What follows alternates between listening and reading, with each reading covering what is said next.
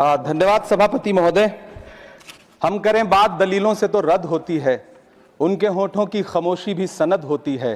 कुछ न कहने से भी छिन जाता है एजाज़े सुखन, जुल्म सहने से भी जालिम की मदद होती है। सभापति महोदय, मैं राष्ट्रपति के अभिभाषण पे अपने बात रखने के लिए खड़ा हुआ हूं। उस दिन देश की संसद के गलियारों में सरकार की तारीफ करती हुई महामहिम की आवाज गूंज रही थी, तो उधर मेरे कानों में हसदेव के जंगलों में आदिवासियों को जिंदगी देने वाले पेड़ों पर चलती हुई कुल्हाड़ी की आवाज गूंज रही थी।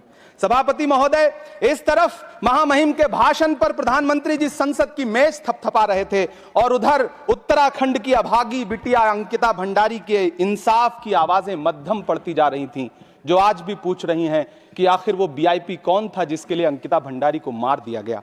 सभापति महोदय, इधर महामहिम सामाजिक न्याय की बात कर रही थीं और उधर उत्तराखंड के कोटद्वार में नफरती लोगों के खिलाफ एक बुजुर्ग को बचाने के लिए खड़ा हुआ दीपक, जो मोहब्बतों की रोशनी लेके खड़ा हुआ था, उसके खिलाफ कोटद्वार की पुलिस गंभीर धाराओं में एफआईआर दर्ज कर रही थी। और वो भी उस दिन हो रहा था जब उत्तराखंड के मुख्यमंत्री कोटद्वार में मौजूद थे। ये नया भारत है जहां दंगाइयों के खिलाफ एफआईआर नहीं होते, बल्कि अमन और मोहब्बत की बात करने वालों के खिलाफ एफआईआर दर्ज होता है। ये नया भारत है जहां असम का चीफ मिनिस्टर खुलेआम संवैधानिक प्रोटोकॉल तोड़कर कहता है कि मुसलमानों को इतना टॉर्चर करो कि वो राज्य छोड़ने पर मजबूर हो जाएं। वो कहता है कि अगर कोई मियां रिक्शा वाला 5 रुपए मांगो तो उसे 4 रुपए दो ताकि वो परेशान हो सके। ये नया भारत है जहां बरेली में खाली घर में नमाज पढ़ने पर पुलिस मुकदमा दर्ज करती है। ये नया भारत है जहां क्रिसमस की तैयारी करते हुए ईसाइयों पर सरकार मुकदमा दर्ज करती है।